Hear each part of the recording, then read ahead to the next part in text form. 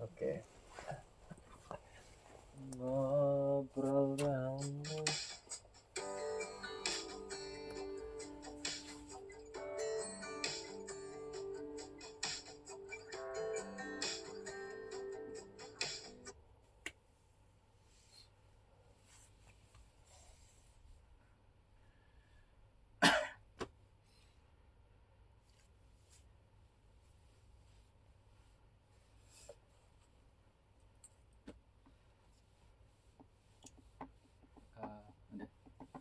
Udah. Ini Oke, udah ngerekam sebentar.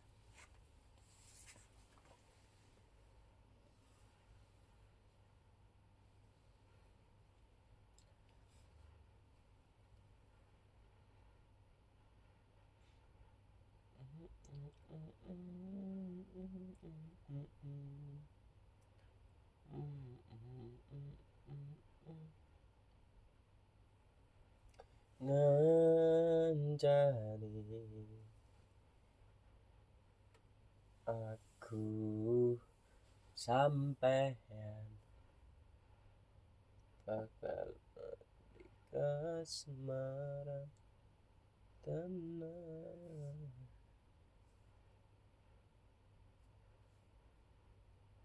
Ini pakai ChatGPT juga. Ya, Nggak apa sih. Ini juga pertanyaan pakai ChatGPT juga. Tapi ntar di ngalir aja ya mas. ya santai bro. Kakek tak kan? Ya.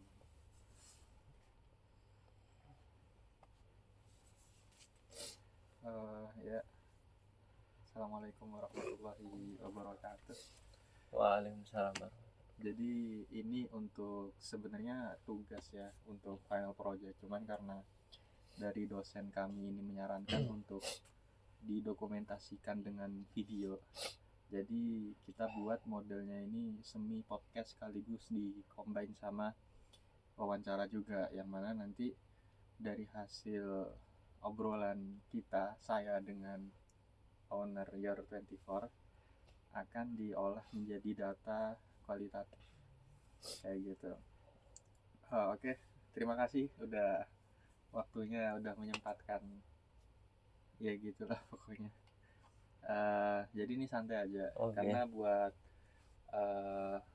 data ini buat internal lah, dan nanti semua yang kita obrolin bakal didokumentasikan. Mungkin boleh perkenalan dulu gitu, kira-kira dari sampean siapa, terus habis itu kira-kira kenapa sih atau bagaimana kok bisa sampai di tahap ini, kayak singkat aja nggak apa-apa kayak gitu. Oke, baik, perkenalkan, nama saya Akza Yusri Rafiki.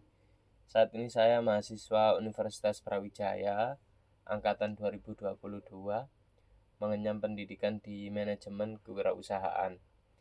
Nah, singkatnya kenapa bisa di titik ini? Ya alhamdulillah karena saya punya mentor saat menjalani usaha, dan mentor saya ini juga pelopor di dunia pengharum ruangan. Seperti itu singkatnya. Berarti emang fokusnya tuh di red diffuser sama pengharum ruangan tuh sama atau beda? Ya, red diffuser tuh pengharum ruangan, apa ya, bagian dari pengharum ruangan. Kan pengharum ruangan kan ada banyak ya. Iya. Nah, red diffuser tuh salah satunya. Oh, berarti lebih spesifik lagi. Dan mungkin lebih apa ya, tergolong kelasnya kayak estetik lah ya. Iya benar. Oh ya, oke. Nah, ini kan sebenarnya banyak UMKM itu yang ada mungkin kendalanya tuh di pemasarannya. Bisa jadi mereka kalah sama perusahaan-perusahaan yang udah besar. Dan waktu itu pernah coba saya cari tahu ya, kalau Your24 ini tuh ternyata baru berdiri 1,5 tahun ya. Iya. Dan itu udah menghasilkan keuntungan yang luar biasa gitu. Iya. Nah, dan setelah saya lihat, ini juga ada pengaruhnya dari digital marketingnya, atau mungkin kayak di memaksimalkan Shopee-nya gitu. Kemarin kan kita juga nyoba buat konten lagi, terutama yang berhubungan sama storytelling lah.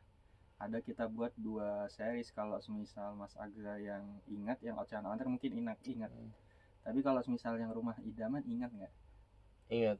Yang ada rumah bagus ya itu. Nah mungkin kita langsung aja kayak ke pertanyaan pertama gitu.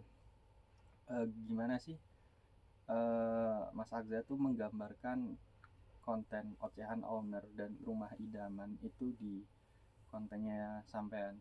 Jadi kayak bagaimana menggambarkan storytelling tentang itu gitu.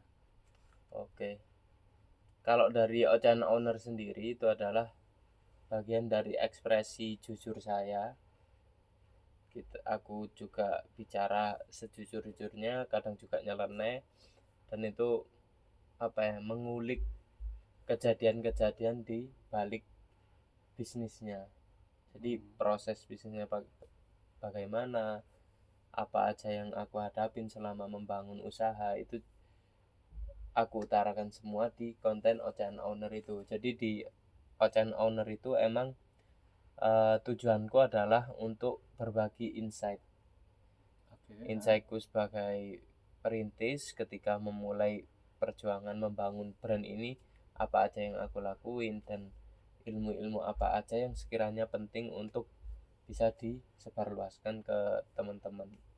Oke, berarti itu kan dari sudut pandang sampean kan kayak menyebar insight. Nah itu dampaknya buat brand sampean atau mungkin ya personal brandingnya tuh apa gitu?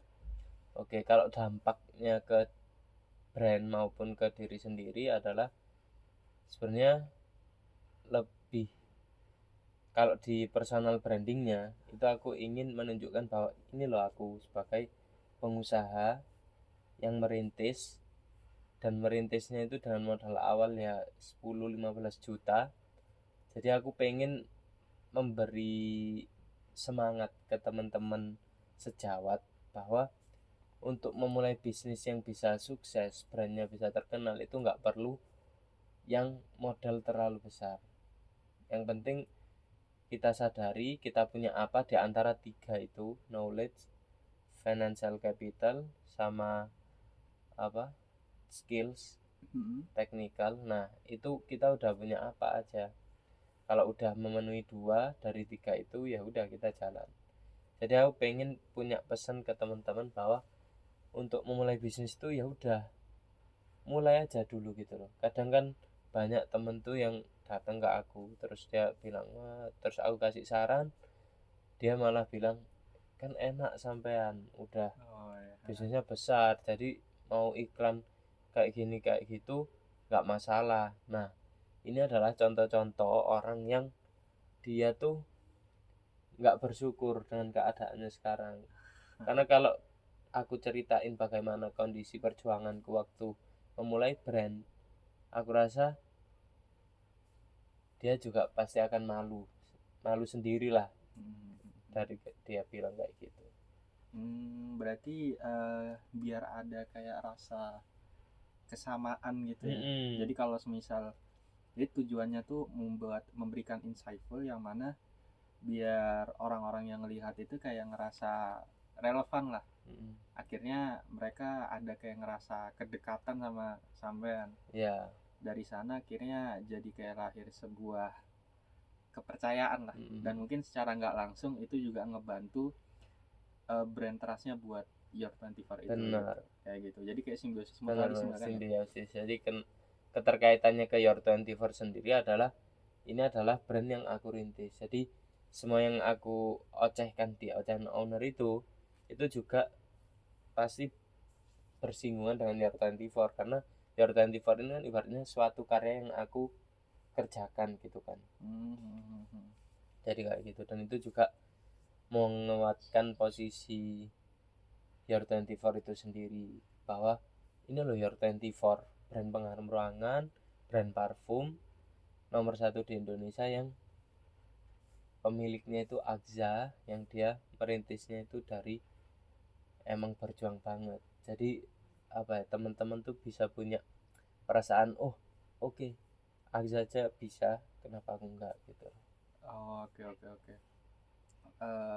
Ini sebenarnya ini kan tadi kan pertanyaan pertama ya.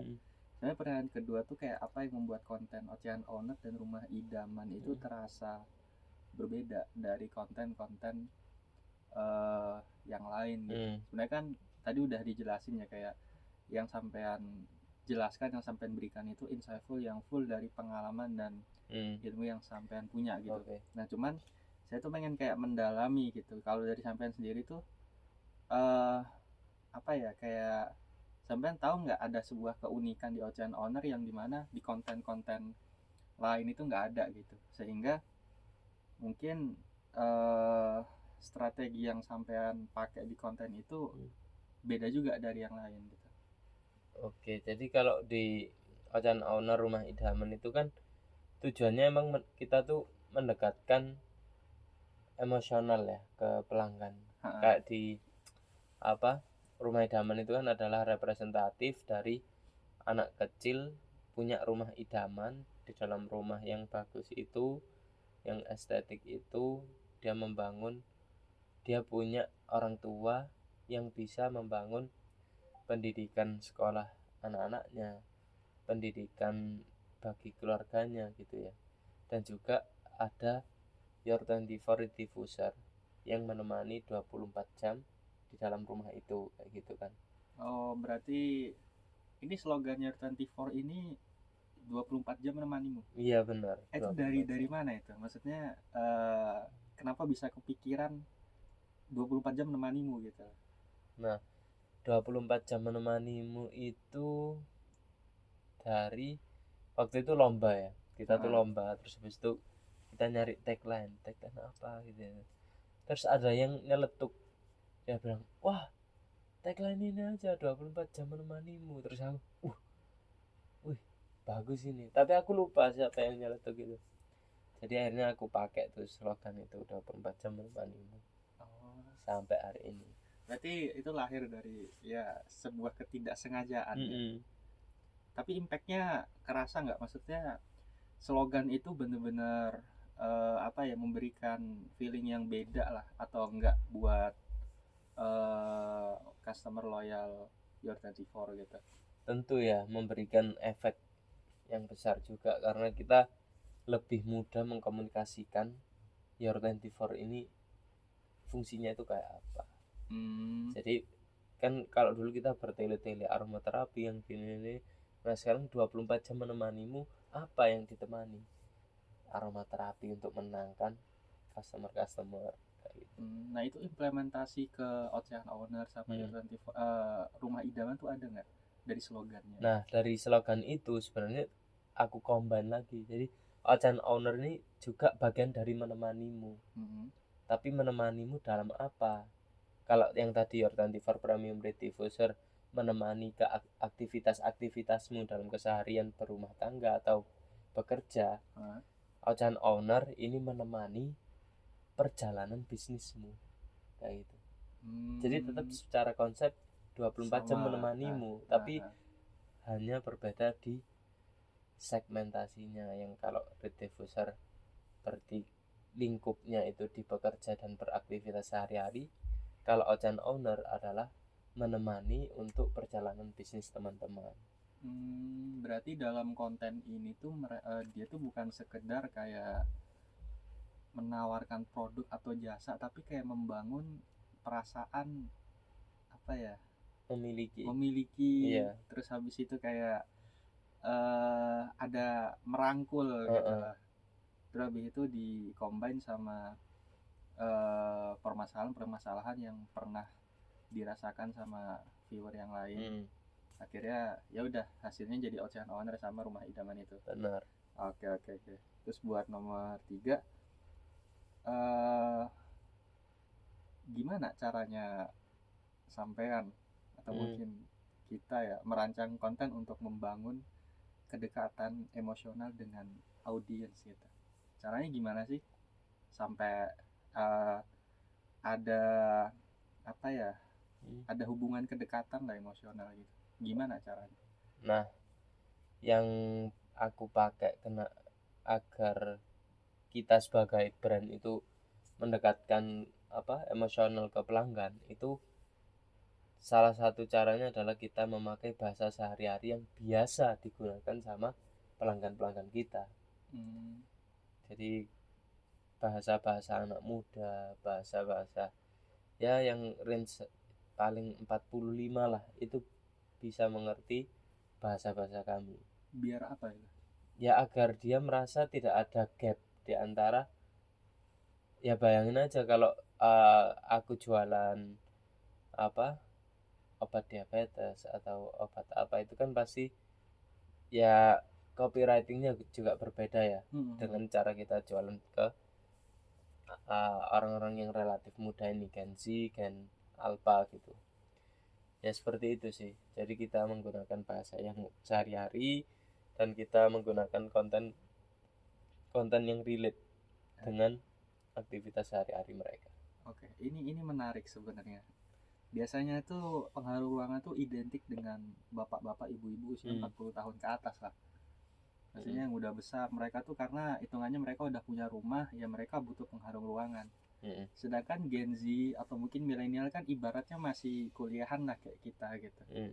Kenapa kok milih target audiensnya spesifik Gen Z gitu dan milenial, yang padahal mungkin ada beberapa yang belum punya rumah kebanyakan. Nah ini kenapa nih? Karena emang daya jualnya tinggi ya kalau ke apa milenial dan Gen Alpha, itu juga bagian dari customer kami. Oh tinggi malah. Jadi itu emang apa ya, kita kalau tadi pertanyaannya nggak punya rumah, nggak punya apa, tapi kan mereka punya ruangan untuk dia tinggal gitu kan.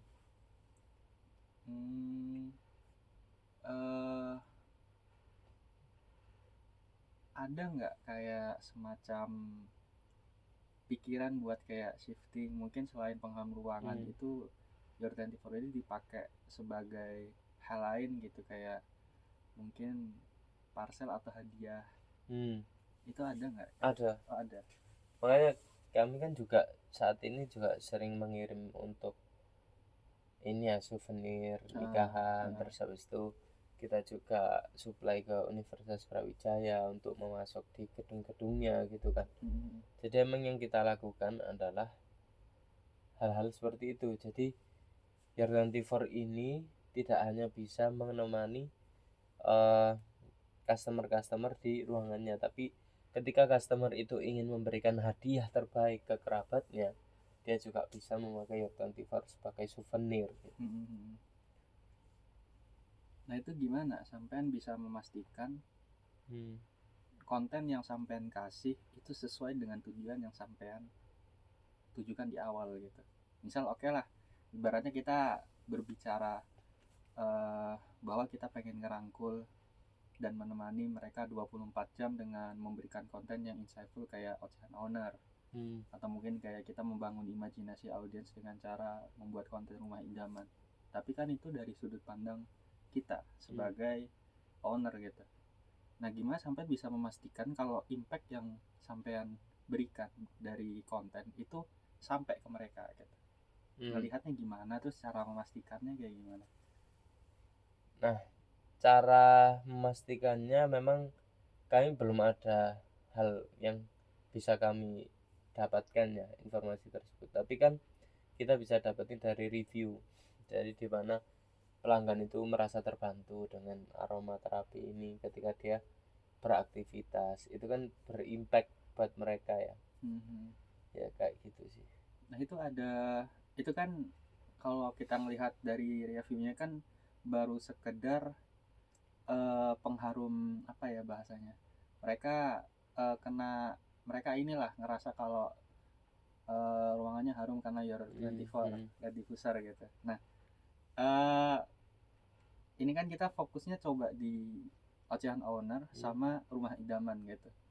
Ada nggak kayak sebuah kepastian kalau misal emang kontennya ini memberikan impact yang besar, semisal kayak mungkin dari banyak komentar yang positif tentang Ocehan Owner ini, atau mungkin kayak dari konten ini sampean dari konten storytelling lah secara keseluruhan tuh sama akhirnya diundang ke banyak event atau acara. Jadi kayak storytelling ini tuh benar-benar ngebantu sampean ngebangun personal branding sekaligus juga konten itu memberikan impact yang nyata gitu di dunia nyata. Akhirnya orang-orang mungkin sampean baru buat konten sekali 2 kali gitu, tapi ternyata dari konten ini tuh akhirnya sampean diundang untuk jadi pembicara atau mungkin bahkan Ya, ya kayak gitulah gitu. kalau dari komennya sendiri itu kan memang banyak ya teman-teman yang merasa terbantu, Heeh. komen-komen positif lah dari hal-hal yang aku sampaikan di konten Ocehan Owner ini. Dan untuk diundang ke seminar itu juga saat ini juga alhamdulillah banyak Oh banyak. yang mengundang untuk sebagai pemateri dan lain-lain gitu. Jadi emang Ocehan Owner ini sangat berdampak bagi personal branding maupun brand awareness dari Your24 itu sendiri. Karena kan setiap saya ini kemana-mana itu kan saya juga secara nggak langsung aku juga merepresentasikan Your Group ini, Your24 gitu. Oke. Akhirnya balik ke personal brandingnya gitu. Oke. Terus habis itu gimana caranya sampean tuh bisa menilai kalau tingkat interaksi audiens itu meningkat di konten ini gitu?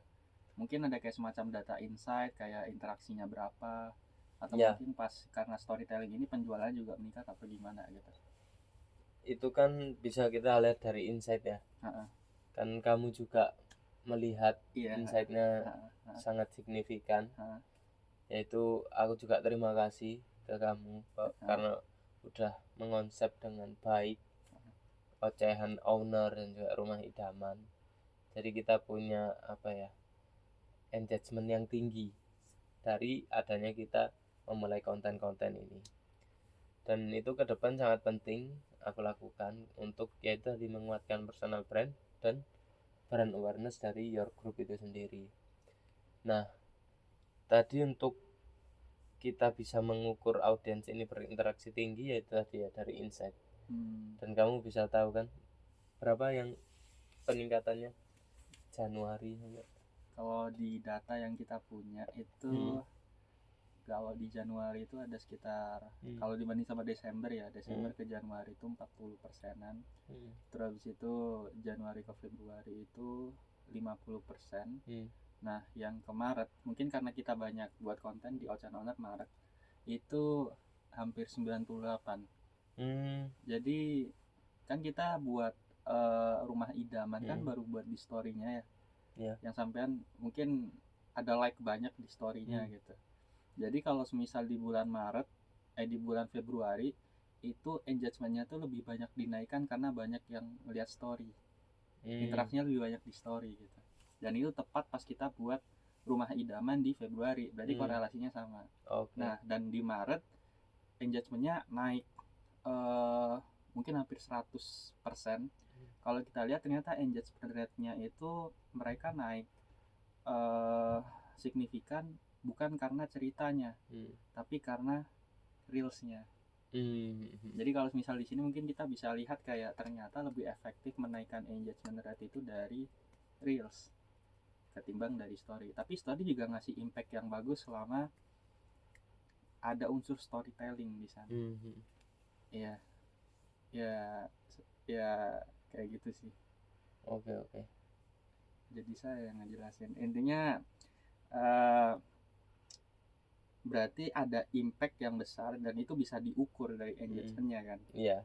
Oke, bukan kayak pandangan subjektif tapi emang ada datanya. Emang ada datanya dan kita bisa ngelihat itu kan. Oh iya. Oke. Ya, saya juga lihat sih sebenarnya.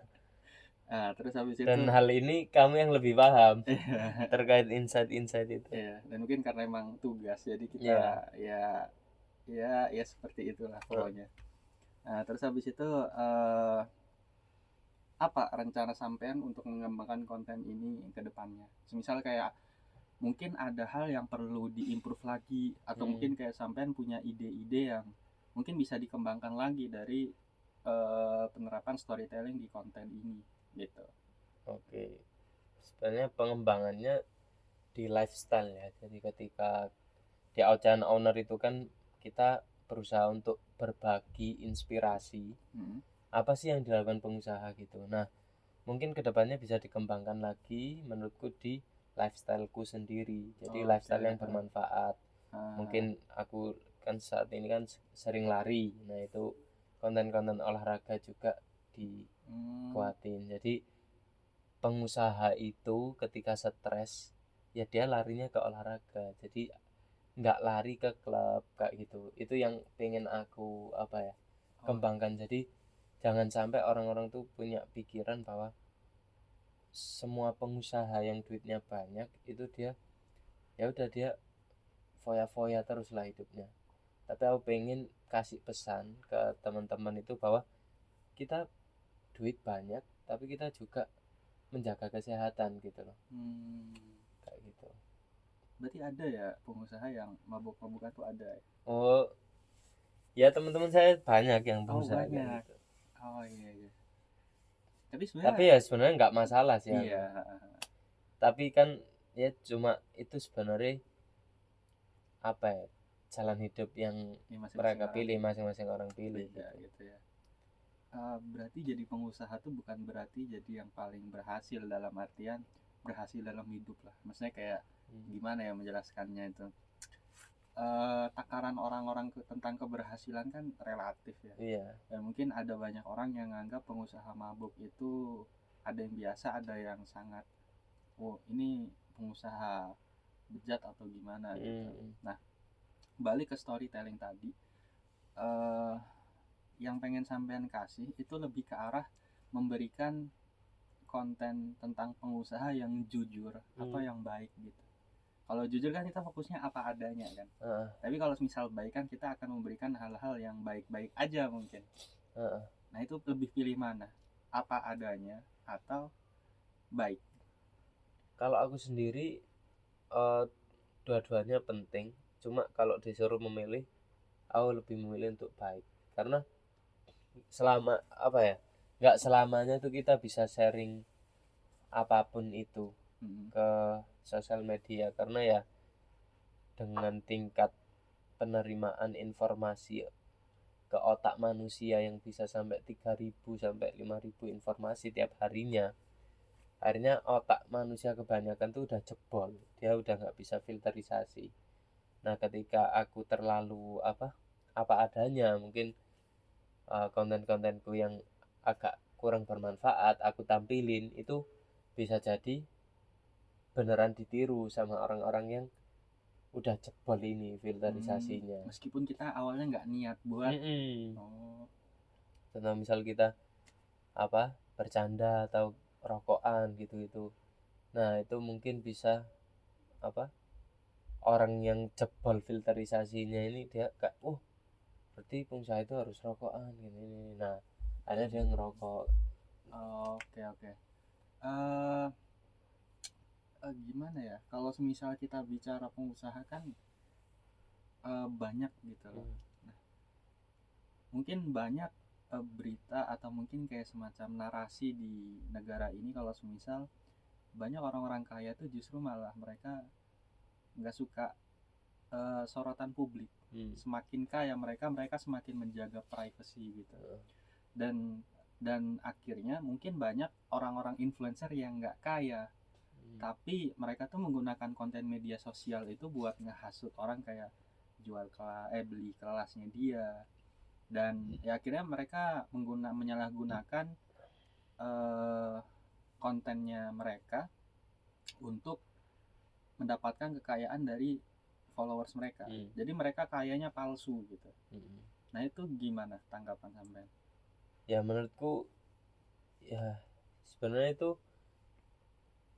ya nggak apa-apa aja sih menurutku ya. Cuma kan itu balik lagi bahwa fenomena kayak yang kamu ceritakan tadi itu menunjukkan bahwa rendahnya literasi masyarakat gitu loh. Jadi orang-orang tuh yang belum kaya, dia tuh pengen cepet kaya instan, padahal itu nggak ada sih rumusnya kaya sehari langsung kaya gitu. Benar-benar kalau kamu ngelihat datanya langsung ya mungkin hanya sekian persen kecil dari persen yang besar gitu orang-orang yang bisa instan gitu. Tapi kan orang-orang yang goblok ini yang literasinya rendah itu selalu diiming-imingi dengan hal-hal yang berbau surga, kayak ya kaya cepet gitu-gitu. Akhirnya secara nggak sadar tuh orang goblok ini dia akhirnya, wah aku pengen kaya, aku punya tabungan berapa, oke aku keluarin jebret. Nah kalau hilang dia akan, ya udah, dia bakal menangis atau you name it lah, ngapain dia kalau dia gagal. Tapi kalau dia berhasil dia pasti jadi OKB, orang kaya baru gitu lah. Karena dia nggak menikmati proses perjalanan menuju kekayaan itu sendiri. Dan biasanya yang cepat kaya cepat miskin juga. Maksudnya kayak Ya. ibarat kayak kita dikasih 1 miliar tapi kita belum tahu nge-handle-nya kayak gimana. Akhirnya 1 miliar itu ya jadi nol juga gitu. Dan nah mungkin terakhir ya, kan dari sampean tadi bilang harapan. Harapan itu kayak mereka ngasih harapan ke orang-orang yang sampean bilang kayak ya bodoh lah dalam literasi gitu. Apa bedanya harapan yang mereka kasih di konten mereka dengan harapan mungkin yang di ocehan owner sampean gitu? Bedanya apa harapannya? Harapannya tuh aku lebih pengen apa ya, kalau dari aku sendiri harapanku dari konten ocehan owner itu tumbuh pengusaha-pengusaha baru yang punya daya juang tinggi. Nah, dan aku juga membuka free kapanpun dia punya masalah di bisnisnya atau dia punya problem apa, dia bisa nge-DM aku se free itulah. Dan aku akan atur jadwal, aku ya membalas mereka ini dengan penuh semangat juga. Dan harapanku ketika aku melihat bibit yang unggul ini, aku bisa chip in di dalam project mereka, jadi investasi. Jadi kayak gitu aku, karena kan pesan dari almarhum papa itu kan besarkan bisnis muza dan buat impact buat masyarakat. Nah impact ini ada dua, impact sosial sama impact untuk membantu pengusaha lain untuk lebih sukses juga, untuk dia sukses juga. Nah caraku untuk membantu pengusaha ini yaitu dengan investasi uang dan investasi ilmu. Kayak gitu. Ada nggak kayak target? Biasanya kalau di konten di media sosial tuh ada kayak narasi 100 juta pertama, 1 miliar pertama. Itu ada nggak? Maksudnya kayak targetnya sampean tuh uang atau skalabilitas bisnis gitu. Dan itu kan pasti saling terhubung ya. Kalau skalabilitas bisnis kita besar, uang yang kita dapatkan juga besar. Nah itu sampean ngelihatnya lebih kemananya? Kalau misalkan ada banyak orang yang melihat uang itu sebagai tujuan gitu.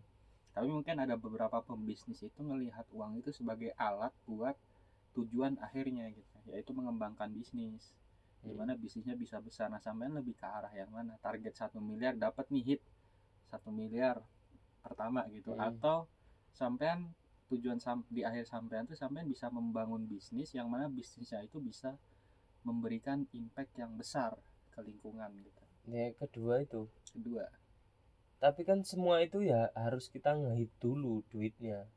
Nggak mungkin kita bicara impact yang besar tapi saldo, kita bicara bisnis ya, tapi di saldo 1 juta, tapi ngomongin impact ngembangin pengusaha-pengusaha baru, ya kan siapa gitu loh. Tapi kalau impact yang lain, kita misal berada di politik, masih saldo 1 juta ya mungkin bisa saja, tapi dia anaknya presiden gitu. Dia bisa ini langsung nggak ada punya. maksud tertentu ya guys, jadi kayak contoh aja gitu lah gitu. Nggak, maksudku gini, kalau di politik kan orang punya panggung itu kan juga harus dia punya orang tua yang top juga kan. Privilege gitu. Jadi bagiku tuh sekarang uang itu sebagai ya power, alat berarti alat ya. Jadi kamu kayak tadi misal ngomong fokus di uangnya atau fokus di skala, itu menurutku bukan dua hal yang berbeda. Itu dia tuh saling berkesinambungan gitu aja. Kecuali kamu ubah pertanyaanmu tadi itu, orang yang ya udah fokusnya duit aja, dia ngejar nominal duitnya, walaupun dia eksploitasi dan lain-lain, dia nggak masalah, pokoknya duit ini dia bisa dapat, mati, dan dia nggak peduli sama orang lain. Sama yang kedua, dia fokus di kejar target uangnya, dan dia juga fokus untuk pengembangan skalabilitas bisnis. Ketika skala bisnisnya besar, maka orang-orang yang dapat manfaat dari keberadaan bisnis itu juga makin besar gitu. Oh, berarti intinya nanti uang akan mengikuti dari hasil yang kita berikan ke masyarakat. Jadi kita fokus di impactnya, uang akan mengikuti. Dalam Iya. artian kayak ya pada akhirnya bisnis kan menghasilkan uang juga gitu. Oke oke oke. Oke, mungkin itu aja buat Oke. pertanyaan kali ini. Dan eh, mungkin terakhir untuk UMKM yang lain misalkan mereka pengen ngembangin konsep storytelling ini di konten mereka gitu. Saran sampean buat mereka itu apa? Saranku untuk storytelling buat UMKM lain tuh original ya. Jadi original. Apa yang teman-teman UMKM hadapi ketika membangun bisnis itu, ya udah ceritakan storytelling itu, dan juga bagaimana ngembangin apa keseharian kalian lah sebagai pengusaha UMKM itu. Nah, itu ceritakan semua, beberkan. Jadi se-original mungkin lah ketika membuat konten storytelling itu. Original tuh unik atau gimana? Ya, karena setiap pengalaman orang itu unik, jadi originalitas itu akan relate buat penonton gitu loh. Oke oke oke oke. Intinya ya be ourselves gitu. Benar. Oh ya. Oke oke. Oke, mungkin itu aja. Terima kasih buat waktunya. Oke. Eh, Selesai, mungkin kalau misalnya ada waktu lain kita lanjut di obrolan yang lainnya, karena Oke. fokus ini kan di storytelling gitu ya. Oke. Terima kasih. Assalamualaikum warahmatullahi wabarakatuh. Waalaikumsalam warahmatullahi wabarakatuh. Oke, terima kasih. Sama-sama, bro. Oke, pedih ya. Iya anjir. Tadi ada telepon mas. Sama. Nggak ada ininya.